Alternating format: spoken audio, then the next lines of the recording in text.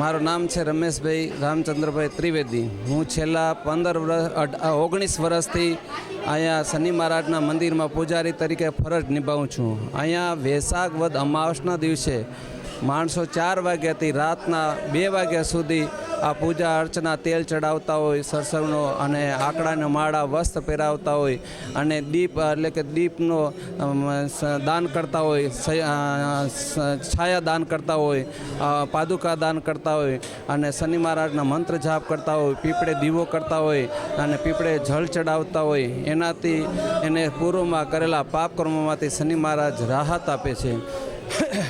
જેમ કે આ વખતે શનિ મહારાજ મીન રાશિમાં હોવાથી મીન રાશિમાં શનિ મહારાજનો બીજો તબક્કો છે અને મેષ રાશિમાં 7.5નો પ્રથમ તબક્કો છે અને ધન અને સિંહ રાશિમાં 2.5 વર્ષની પનોતી છે અને કુંભ રાશિને ત્રીજો તબક્કો છે. એટલે આ રાશિવાળાને ખાસ કરીને આજે પૂજા કરવી જોઈએ અને આજે પૂજા કરવાથી શનિ મહારાજ એને કુંડલીમાં જેમ કે શનિ મહારાજ શનિ રાહુનો શ્રાપિત દોષ હોય, શનિ કેતુનો શ્રાપિત દોષ હોય અથવા પિતૃદોષ હોય, શનિચંદ્રનો વિષ યોગ હોય અથવા ઘણાની કુંડલીમાં લગ્ન સ્થાનમાં શનિ અથવા રાહુ કેતુ પડ્યો હોય તો આ શનિ મહારાજની પૂજા કરવાથી આ બધા શુભ ફળ આપે છે અને એમની જરૂર મનોકામના સિદ્ધ કરે છે.